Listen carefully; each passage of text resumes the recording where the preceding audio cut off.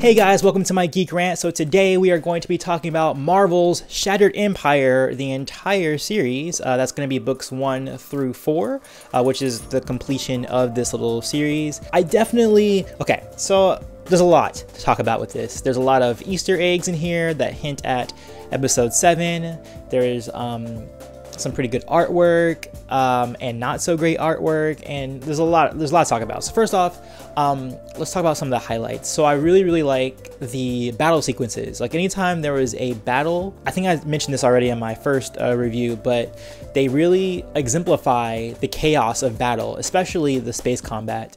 Whenever they're in starfighters and you hear like the chatter of the other pilots, you really get the feeling of you know, an intense battle where you can lose your life at any second.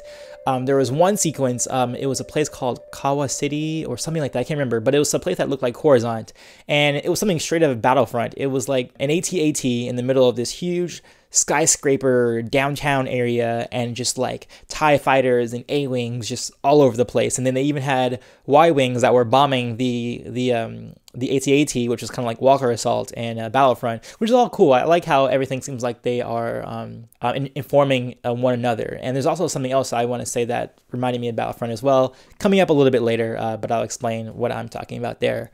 The one place where I felt the artwork dipped, which I feel like it's kind of weird, because usually an artist will at least do the whole entire book, like at least just a single book. But there was a moment where Leia and our main character, Poe Dameron's mother, which by the way, that's confirmed. These are Poe Dameron's family, or his parents, and Poe was actually born before Return of the Jedi. So I thought that at first that they were conceiving Poe, but no, Poe is already alive and well within the series. We don't see him, but they allude to him several times within the novel. Anyway, I'm getting off topic. So they go to the Naboo, and then like the artwork completely changes. Like it's way different, and the style's different, and I don't like it. I feel like there was too much simplicity in the face, and then the coloring in the face was just not on point. And I don't know, I guess I didn't understand why that was happening halfway through the comic. Even the action sequences within all the Naboo related stuff wasn't like up to point. It wasn't on par with the rest of the comic, which was kind of weird to me. It kind of put me off. But I did enjoy some of the story bits that we got from it. Like for instance, within Naboo, Leia feels a presence within her, which was really awesome for me, because I actually felt, because she feels something within the Force, basically, which I'll talk about in spoilers later at the end of the video. But there was a moment where I was like, yes, finally, like Leia like is showing some sort of Force sensitivity. She's feeling something for once. And I literally like got up out of my seat and like cheered, because I was like, yes, Leia's gonna get like some sort of highlight at this point. And it's also interesting because the fighting is not done. Like the war is not over, even though the Empire is destroyed. And that's something I was kind of critical about with Shattered Empire. I really thought it was going to be about how the Empire is crumbling, which it is. It's about that for sure, but it doesn't really deliver on that promise. And plus, you don't see too much of what's going on in terms of the day-to-day for the Imperials. It's definitely from the Rebels' point of view. And I really thought it was going to be about the takeover, or how they're going to transition from you know, being the galactic force of the entire galaxy to being like on their back foot.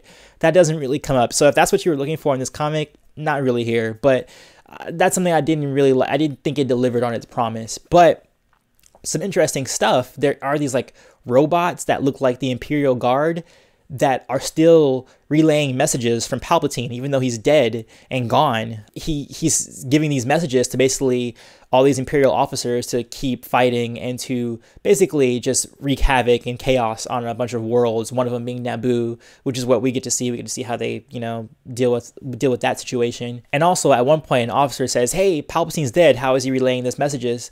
Or how is he relaying the message? And he's like, don't believe in all that rebellion, like propaganda, like I forget what he says, but he basically like reprimands the guy for like speaking against the Empire and Palpatine at large.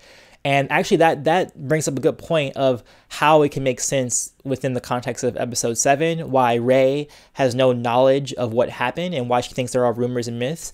It's possible that the Battle of Jakku could have been an Imperial victory, and they were occupied by the Empire or the First Order, And because of that, the people of that planet probably didn't have a lot of outside knowledge of what was going on. Especially with Rey, like looking off into the distance and being like, oh, hey, I wonder where he's going to. Like, it seems like she's never been off that planet before, but that's another thing entirely. I have a whole trailer discussion that I have, but that's what I'm saying. This book has a lot of Easter eggs, because this is actually the first book that speaks to being a journey to the Force Awakens and has like the most tidbits into what might be happening in the Force Awakens. There's even a plot line in the final issue about Luke looking for this specific item that used to be within the Jedi Temple, and he's trying to retrieve it from one of Palpatine's research facilities, and all of that was super interesting. I feel like the story itself wasn't super amazing or great. Like, I didn't really connect with Poe's parents, which is something we're supposed to be connecting with and stuff like that. But all the Easter egg stuff is really, really good to dig into. But as like a classic story, I don't think this will stand the test of time or anything like that. All right, so now let's get into spoilers and talk about some specifics. So if you don't want to know anything about the comic book, this is now the time to get out of here. All right, cool. So the first thing I want to talk about is how Princess Leia, or not Princess, sorry, she's not Princess Leia anymore, just Leia Organa, when she was in Naboo, she actually goes back to the hangar where the Darth Maul fight happened, and she actually senses Darth Maul. She senses his presence when he was there, and I felt like that was just so awesome for her to like actually sense something in the Force. And then she also, like the same way that Luke said he felt cold whenever he went to the cave where the dark side was present. She said she felt cold as well. And then like some guy was like, oh, it's just the weather or something like that. He's like, no, it's something else. But she's like, ah, whatever, let's keep going. Thought that was awesome. The little bit with Luke, he's on a mission to look for 2 Force trees that were within the Jedi Temple. Like, there was a tree that was built there, and that's what they were alluding to, is that that's where a lot of the Force came from, was from this tree. And so one tree is taken with Luke, and Luke is doing whatever he's doing with it. They just leave it as a cliffhanger of what's he going to do with that Force tree, especially with, him trying to rebuild the Order, hopefully, which seems to be the case. I think that's the case. And oh my God, Luke totally wrecks in this comic. Like, I cannot wait. And what I said before about this relating to Battlefront, it totally plays into his style within Battlefront, where he's using his lightsaber to deflect blaster bolts, but he also force pushes people away, which is what he does in this comic. And there's a really cool moment where they throw thermal detonators at him, and he's like, that's so stupid, and then he like throws the thermal detonators back at them and blows everybody up. Amazing. I hope I get some episode 7 Luke Skywalker stuff, because damn it, I want it. But yes, he has his Force tree. He gives one to Poe's mom, whose name I can't remember. It's something I can't remember. That's what I mean. She didn't connect with me, so I don't really care to remember her name. But she plants the tree at her home.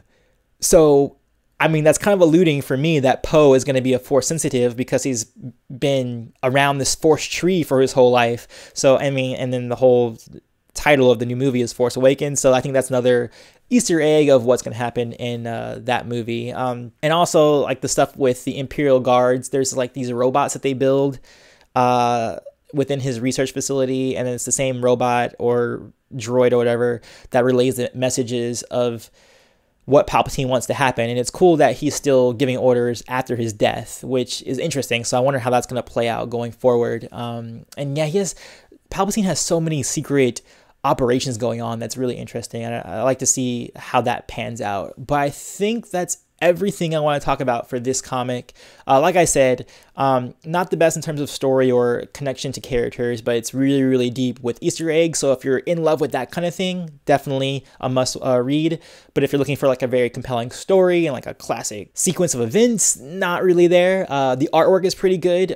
Majority of it is good. Like 80% of it is really good until it gets to like the Naboo section with Leia and things like that. That's where it gets kind of like I don't know what happened there. I don't know, whoever the director was or the producer should have been like, hey, we should probably like fix this up so it looks at least somewhat similar to the rest of the comic book. But yeah, I think that's it. Peace, love, and may the Force be with you always.